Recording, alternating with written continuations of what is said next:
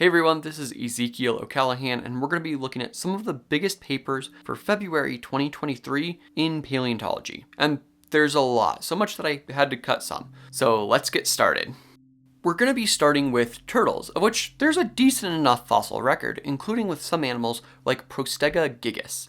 This paper actually sought to open up some of the bones of this animal and try and understand what its growth would have been like. Essentially, how quickly and what kind of growth pattern would it have had. This is because Prostega was one of these giant sea turtles from the Cretaceous, much larger than any modern sea turtle. But importantly, its shell wasn't all hard in one piece like most modern sea turtles, like green sea turtles or Ridley sea turtles. They have generally one hard piece that makes up their top shell. Meanwhile, there is the leatherback sea turtle, called leatherback because it has more leathery kind of skin covering its shell. And that's in part because their shell doesn't have the same single hard piece of bone that's covering the entire thing. Instead, there's much more prominent gaps in their shell.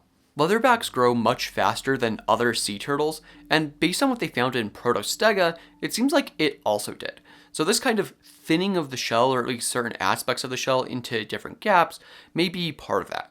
Essentially, there's less need to commit a whole lot of resources to growing the shell entirely thick, and instead they could devote resources to getting large quicker, which, especially when we're thinking about these fossil sea turtles, there's a lot of larger marine reptiles like the Mosasaurs that were around, so getting larger faster was probably a good strategy. There was also a look at some freshwater turtles, including some that have species still around today, such as in the genus Podocnemis. And this new one, Podocnemis tatacoensis, doesn't come from the modern day. It actually comes from the Miocene, but it's the oldest known member of this genus. Now, there's been a lot of molecular studies that have said this genus actually split up much later, which means one of two things. Either this animal isn't a direct ancestor to our modern day representatives of this genus, or potentially we just need to do a little bit more refinement on our genetic methods.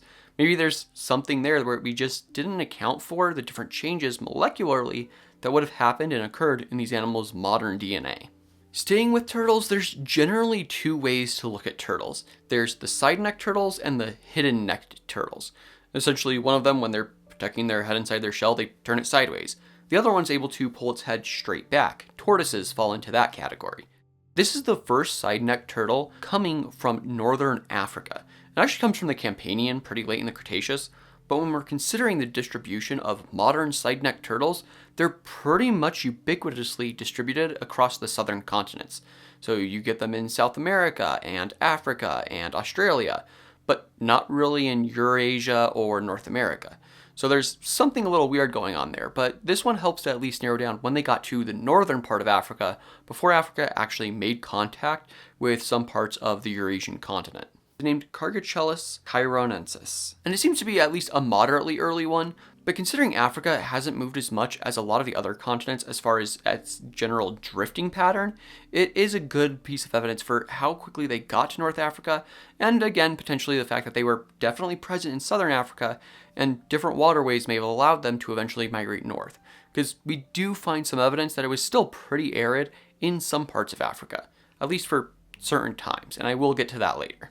First though, we're going to look at posture in reptiles, and that's because especially in the Triassic, even things that were related to the turtles were going through a lot of postural changes, specifically becoming quadruped or becoming biped, and this paper tried to figure out how exactly we can tell which one they might have been doing. This paper found a correlation between the amount of megalocortical bone and the posture of the animals, which this is just one metric and there were a few outliers, but it's at least something to get a start on for trying to understand how the different archosaurs, which includes the crocodilians and the dinosaurs, convergently ended up being bipedal, at least in some forms.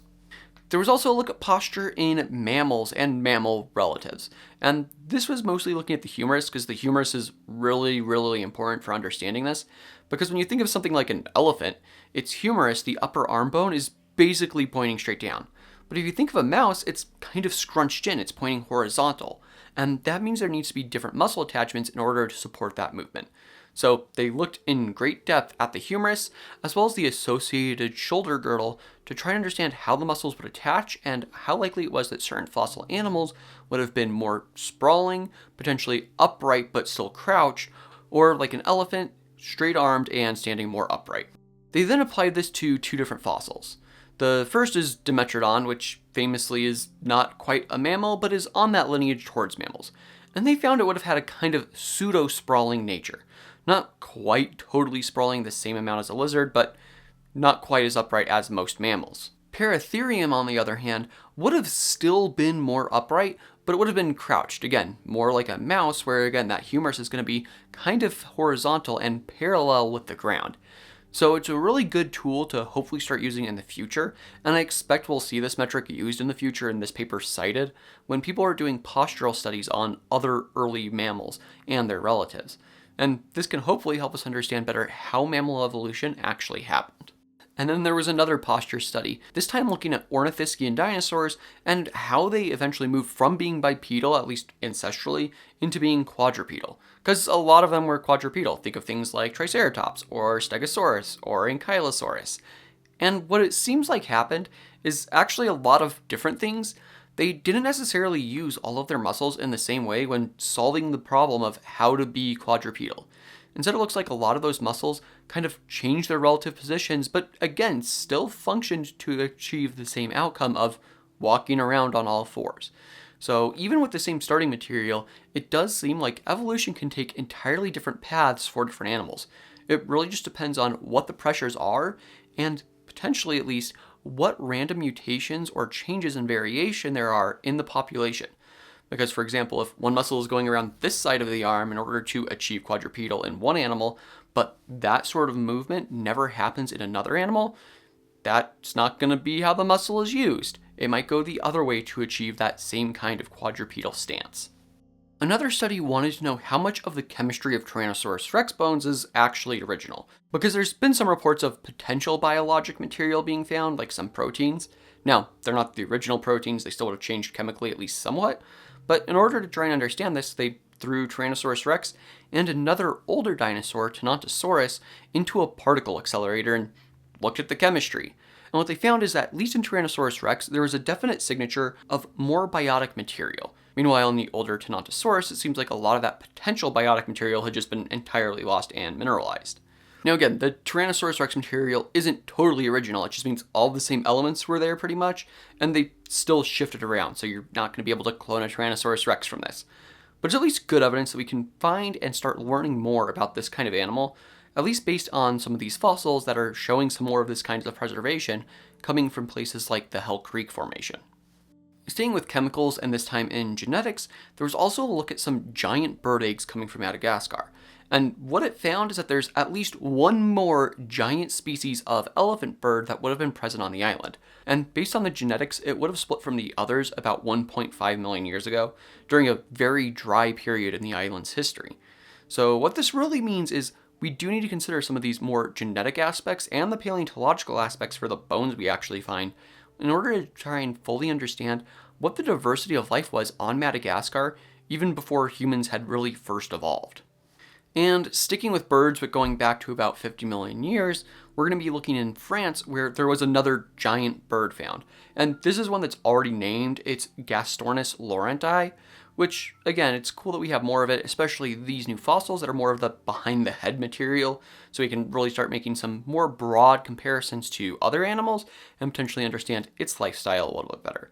But there were also two new birds that were also found coming from the same location. Tegulavis corbalani and Papulavis annai represent a pheasant-like bird and a limpkin-like bird, respectively. Now, Gastornis is actually an Anseriform, meaning it's closely related to ducks.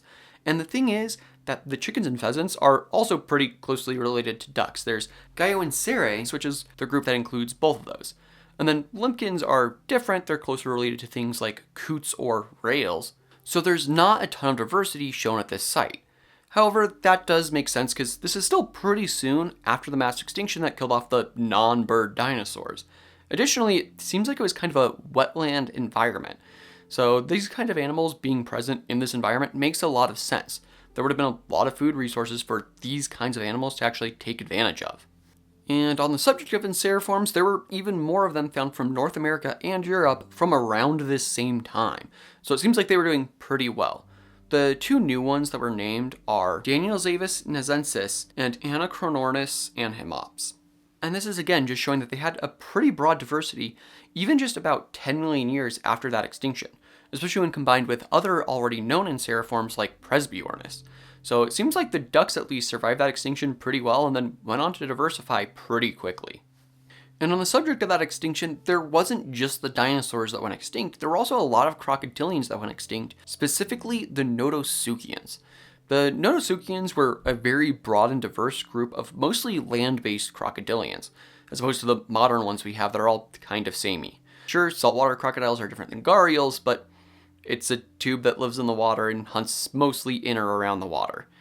Modern crocodilians are kind of boring when compared to a lot of their fossil forms, such as many of the things like Armadillosuchus, which was omnivorous or herbivorous, or even Simosuchus, which was totally herbivorous, or Sebacosuchians, which hunted on land. They were still carnivorous, but would have been able to run. Of these, though, only the Sebacosuchians actually survived the KPG extinction, and this paper kind of tried to figure out why. And some of it actually does seem tied to herbivory, because there's essentially a size cutoff that is really closely tied to potentially diet. A lot of the early notosuchians, like Malawissuchus for example, weren't particularly large, but as they became more and more herbivorous, it seems like they got larger, up to including things like Armadillosuchus, which was about 2 meters in length. This seems to have potentially been the size cutoff where essentially animals larger than that needed more food to survive. So when the big rock came and hit things, a lot of them died out. Meanwhile, the Sebacosuchians were still mostly predatory and likely had some smaller forms that were able to survive that extinction and then, at least in some places, become pretty dominant predators, including some parts of Europe after that extinction and some parts of South America even later after that extinction. And staying with water-based crocodilian-like archosaurs, we're going to be going into the phytosaurs, which not crocodilians despite looking pretty similar. They are related, and a lot of that is still up for debate as to how related, but they were filling a very similar niche in the Triassic. Colossosuchus techniensis was a really large phytosaur coming from India during the Late Triassic. And it's really interesting because it actually seems like it's really closely related to the other Indian phytosaurs. And that might not seem that unique until you consider there's other large ones, including from places like Arizona. So what this might mean is that as the phytosaurs began to spread across the planet, as all of the continents were together in Pangaea at this time, it seems like they may have used a lot of the coasts. And this may have been really facilitated by the Carnian pluvial episode when there was just a ton of rain and wetness throughout the continent. However, after this period, there was a dry period, and that may have isolated the ones that migrated to India, meaning that essentially that little population became highly endemic to the subcontinent. Essentially, they could still survive and manage there, but they couldn't really migrate to new areas, and other ones couldn't migrate back in. So this may be part of the reason that we're seeing this kind of pattern in the phytosaurs, with the Indian ones being very specifically the Indian phytosaurs. Moving a little bit closer to the crocodilians in pseudosuchians, but still being different than crocodilians and land-based, we have the Aetosaurs. These were herbivorous crocodilian relatives that lived during the Triassic, and a lot of these got to pretty good sizes, being between 2 and 6 meters, so they were good-sized animals. One exception to this, though, is Aetosaurus ferratus. This animal is known from Germany and has dozens of known skeletons coming from even just a single locality where it seems like some sort of death or mortality event happened and a lot of them died out. And these ones measure from about half a meter up to about 1.5 meters. And so, sure, it seems like we have at least some sort of growth pattern, but there's still that question. And so these researchers also used osteohistology to try and understand how quickly these animals were growing and if even the largest ones still seem to be juveniles. And yeah, it seems like they were still juveniles. So potentially this animal that we thought was kind of an outlier on size may have been able to get much larger. Interestingly, there is another one, Paratypothorax, that also comes from the same age of rocks in Germany, but not the exact same location, that could potentially just be the adult of this. And there would have been changes throughout the animal's growth that would have led to their slightly different appearances, but based on what we know, it seems pretty likely that, at least for now, Aetosaurus was just a juvenile Paratypothorax.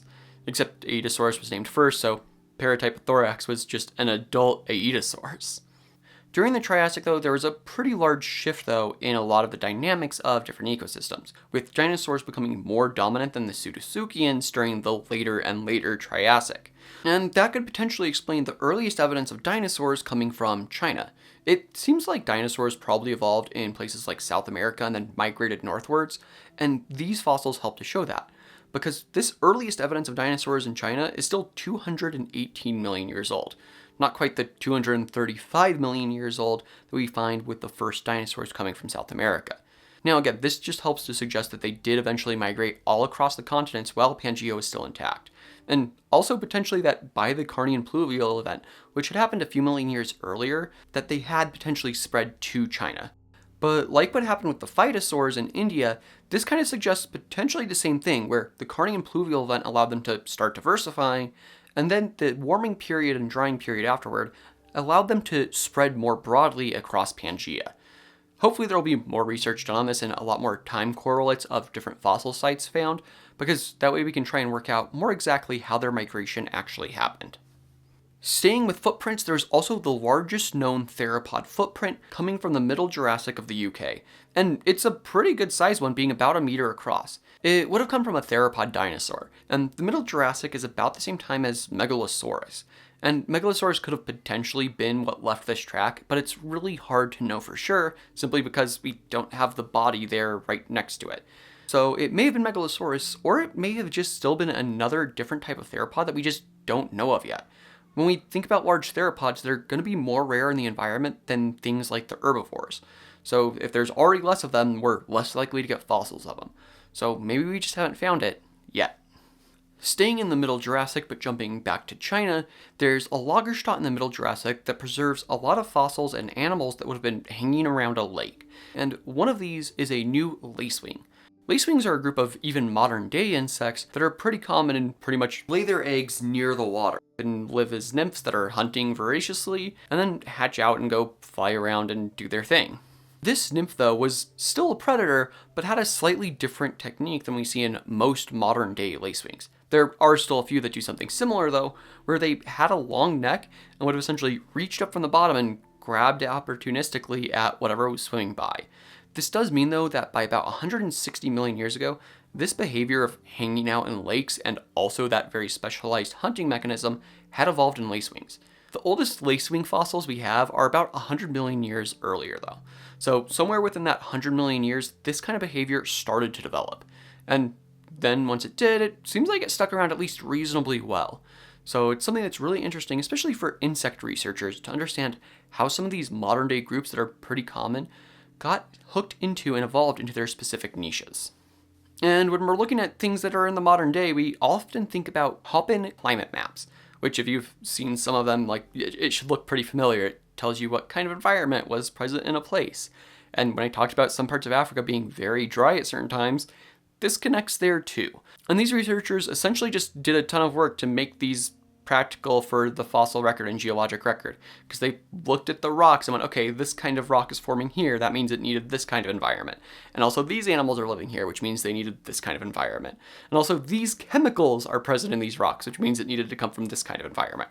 And from that, they were able to make one of these maps pretty much all throughout the Cretaceous.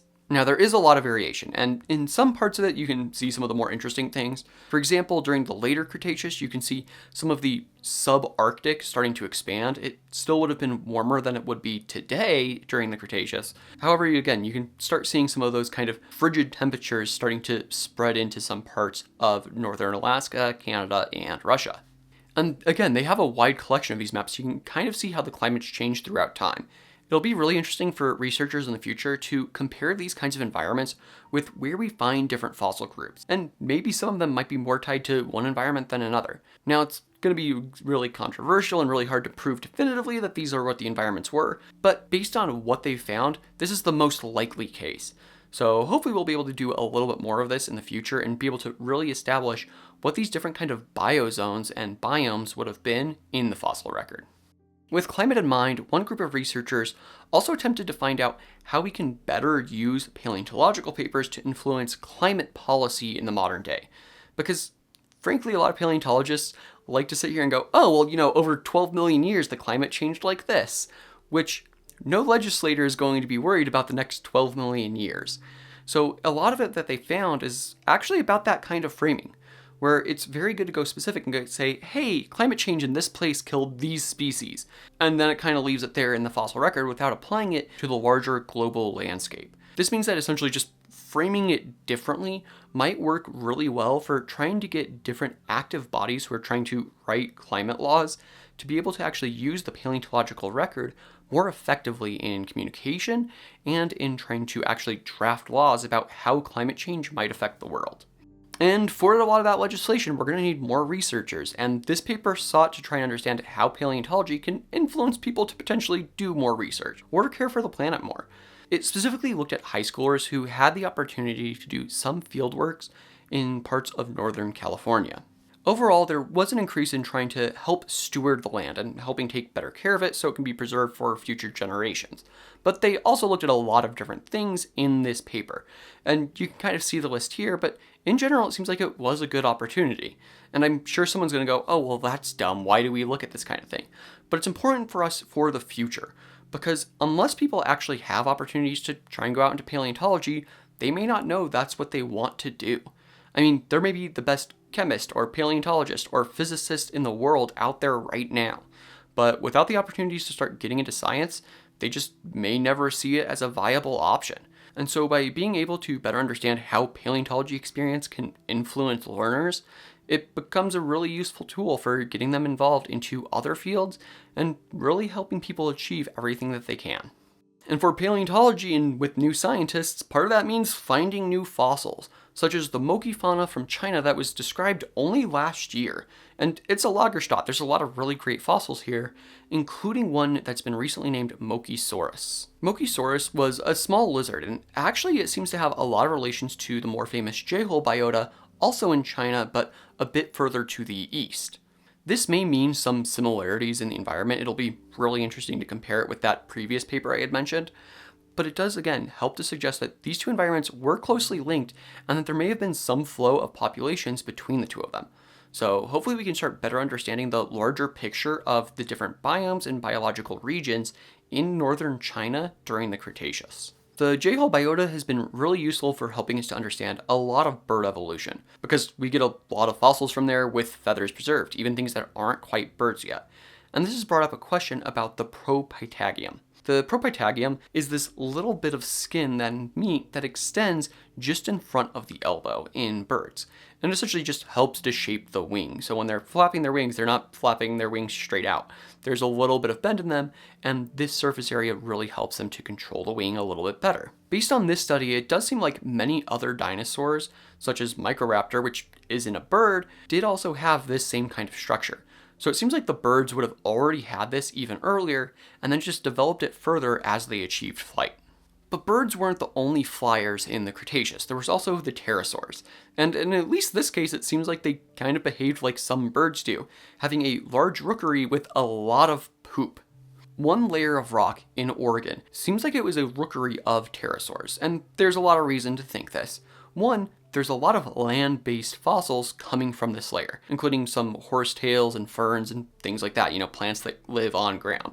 But there's also a lot of influence from the ocean, including some small isolated fragments of ichthyosaur bones, some fish, but also a lot of clams and also ammonites. And a lot of these seem broken up. This might mean that the only pterosaur to have been found in Oregon, Benetagia oregonensis, may have been mostly eating hard, shelly things in the oceans, and then roosting here and pooping a bunch. Now, there are other fossils here, so maybe it's not just them, maybe it's another type of pterosaur, or multiple types of pterosaur. It's hard to know for sure. But for whatever the case seems to be, it seems like this part of Oregon was on the western coast of the United States, and a lot of different pterosaurs came back and brought some food here, ate some of it, and based on some of the fossils of pterosaurs here also died here on occasion. So hopefully there will be more work done on this kind of odd lens of guano that is present in Oregon, and hopefully we'll be able to use that to better understand how these animals might have lived. And going back to China and the J-hole biota, there's been as many as 7 different species of pterosaurs named from this environment. And this paper looked at them and went, no, there's probably only 2. The first one was already named Sinopterus dongi, There were multiple species of Sinopterus that had been found, and this paper kind of goes, hey, this is probably just some dimorphism and variation within a species, so we're just going to call it all one. The thing is, though, there's also another one that's related that was found to be its own species, but not its own genus because the genus was Sinopterus. Taxonomy is complicated, but essentially one of these was found. It was named Hoaxipterus gi, and then that genus of Hoaxipterus also had other animals named in that genus, but different species. Hoaxipterus gi was found to be Sinopterus, which means that genus of Hoaxipterus isn't valid anymore. However, Hoaxipterus correlatus was found to be a valid species, which means it can't use that genus name, but it can use that species name. So the authors made a new genus name, but not a new species name. So now instead of Hoaxipterus correlatus, it's Hoaxidraco correlatus. Taxonomy is confusing. The main points are there are only 2 species of pterosaurs present in the J-hole biota, at least based on what we know now, or at least this layer of the J-hole biotics. There's a lot of time there. And that brings us to the Kem Kem Group of Morocco in North Africa, where Spinosaurus, or at least new fossils of Spinosaurus, have been found. However, this time it's not looking at Spinosaurus, thank goodness for me.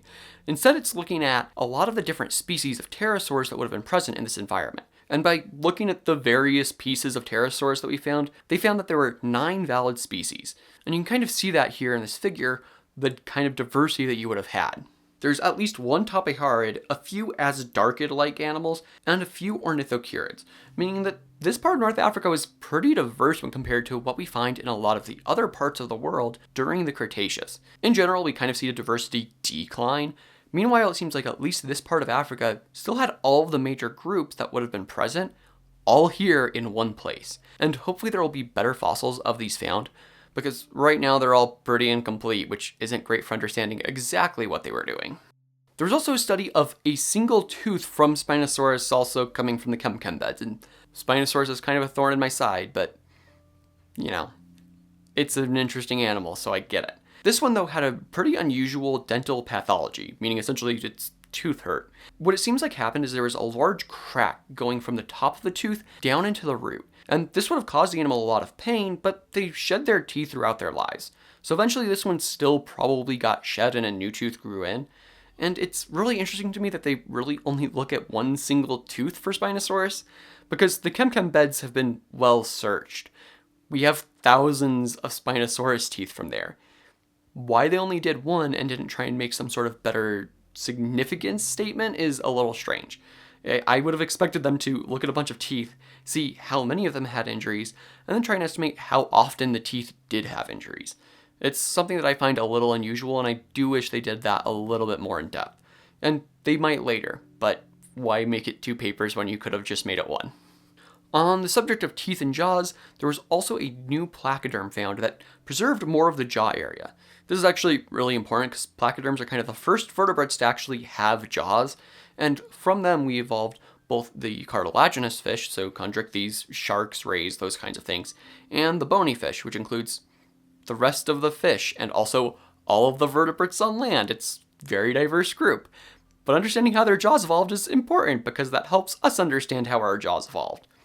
What researchers were able to find by looking at this new unnamed placoderm and also comparing it to other placoderms is that it seems like there's a pretty conserved bite mechanism. So when we're thinking about things like modern day fish, their jaws do function a little bit differently than the placoderms did. But this fish that's kind of transitionary in between here still had a much more placoderm-like bite. So the bite and the jaw mechanics as we start to progress into things that are like the bony fish and eventually us, the bite mechanics seemed like they kind of lagged behind that evolution. So hopefully we'll get some more fossils to try and help piece together when exactly those different changes in the jaw structure did actually happen. Which I'm not an expert on jaw evolution, so I apologize for not going into great detail, but this is all looking at different bones and their relative positions, and I'm not familiar with these bones basically at all. And on the subject of fish, they're also important for understanding brain evolution, and that's what makes this one really, really useful. Now, it's the only specimen of an already named species, Cococephalus wildei, which lived about 319 million years ago. Scans of the fossil actually revealed some of the brain cavity and kind of what the brain would have been shaped like. And in general, people have kind of split fish into two different groups, or at least bony fish into two different groups, based on the shape of their brain. And this one kind of throws a wrench into that, meaning there might be more convergence in fish brains than we previously thought, and that maybe there is a little bit more to the story that's going on. Brains may change more than we thought we did, at least in fish. So hopefully we'll actually start CT scanning a lot more of these kind of early fish in order to better understand how exactly these changes did occur. And jumping into some papers that I couldn't find ways to tie into one another very easily. The first one is going to be looking at some trees coming from the Czech Republic. And these would have been present in the Late Cretaceous, and importantly, they are angiosperms, not gymnosperms. The gymnosperms are things like conifers. These were around for millions of years. The angiosperms only evolved a few tens of millions of years before this, though. And these are really large tree trunks that we're actually finding in the Czech Republic. So what this means is that these trees kind of became successful pretty quickly. We normally think of it as being a much slower rise to power in the environment, and then the extinction happens, and then they become really prominent. Instead, no, it seems like they were really prominent, suffered a bit during the extinction, and then again became very prominent. So it's a lot more in-depth of our understanding for angiosperm evolution, and how these fruiting trees became so successful. There was also a look at 3 different pachycephalosaurs coming from the dinosaur park formation. The first is Stegosaurus, one of the most famous ones. The other 2, though, are a bit less known. Gravitholus and Hansusia were both looked at, and they were looked at on a very small scale, including microscopic scales. And what they found is that basically all these animals have the exact same injuries, the exact same skull structures, and that essentially the 2 later ones, Gravitholus and Hansusia, should just be lumped into Stegosaurus. So essentially, no, there's only one real pachycephalosaur hanging around the dinosaur park formation, which is nice to know. We're able to actually start comparing these things in better detail, and there's already been some suggestions that a lot of the pachycephalosaurs may be able to be condensed down into fewer species. So this isn't shocking, but if one of those 2 was your favorite, I'm sorry, it's just Stegosaurus now. There was also a paper looking at using ground-penetrating radar to identify fossils underground. Now, this was in the Ica Desert of Peru, which is a very dry environment, and also has some really well-preserved fossils. But most of those fossils are wrapped in a relatively hard material called dolomite. Now, dolomite's not the hardest rock in the world, but it is harder than the general mudstones that are around these fossils. Meaning that by using ground-penetrating radar, which is just sending sound out of the ground, letting it bounce back, and seeing what's underground, they could identify these different nodules of dolomite and kind of predict where fossils might be. So hopefully this will help researchers more quickly find fossils in this remote region of the world and be able to better study some of these different things. And then there were the Precambrian frond fossils. They've often been depicted as, sticking up and pointing into the current and filter feeding that way. But this paper actually sought to look at the paleocurrent and see if there was any sort of correlation. Because they're preserved flat, and if there's not correlation, they probably didn't just get pushed down by the current. The thing is, a lot of the rocks, like at Mistaken Point where many of these fossils are preserved, do have ripple marks preserved. And that means you can actually use those ripple marks to track which direction the current would have been flowing. And there's not really a strong correlation. So these authors suggest that rather than sticking up like a frond and reaching into the water, they more likely kind of hung on the bottom of the seafloor and fed in some way that we don't quite understand yet. Hopefully there will be more research so we can better understand what some of these potentially first animals were like, but for right now it doesn't seem like they were quite as straightforward as we thought. And that gets us to the papers that I've already done entirely separate videos on. So there's one that's on a logger stock coming from China that is just after the Permian Triassic extinction, worst extinction of all time, yada yada. And it seems like a lot of the animals there, at least, bounce back really quickly, and it shows a lot of the kind of patterns that we would start to see in later reef systems. Essentially, before the extinction, you have one pattern with a lot more crinoids and things, and then after that, you start getting more towards our modern reefs. And this one seems a lot more modern. There's also the largest known fossil penguin coming from just after the KPG extinction. Penguins did really well for a long time, and some of them got really big. I go into what that means a little bit more in the video.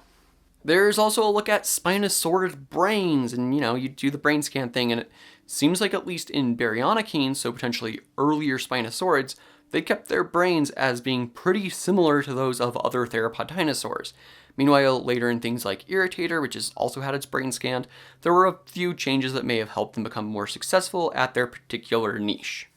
And then there's this one with this great artwork by my wife of did Ankylosaurs sing pretty like? It's really interesting because there's a preserved larynx in one ankylosaur, and it doesn't quite match up to what we would expect for certain evolutions of different bird calls and whatnot to happen. So it really helps to influence our understanding of how loud or how noisy or how often dinosaurs may have called to one another. There's still a lot of leeway on what it means, but it's at least our first step towards understanding it. There was also a look at some of the strangest hands in the dinosaur world, those of therizinosaurs and of alvarezsaurs. They did a lot of things with them. Seems like the alvarezsaurs kind of poked into things and dug into things and potentially ate a lot of insects, which makes sense based on what we thought we knew. A lot of the therizinosaurs instead would be hooking and pulling on branches and things potentially, except for therizinosaurus because it's a really weird outlier, and I talk about why that might be in my video. And then finally, Dunkleosteus, this giant placoderm predatory fish that was 30 feet long, was probably about 12 feet long. Still had a big head, would still eat you. Jaws would not be changed if you had swapped it for an actual size Dunkleosteus. It still would have eaten people. Not as major of a deal as some people are making it out to be. And so with that, thank you for watching. I appreciate you for sticking around this long. And if you want more, feel free to check out more. Like I said, there's all those individual videos you can look at. We also have our What the Hell series, where you can look at kind of a deepish dive on specific fossil animals. Be safe, take care, don't go extinct.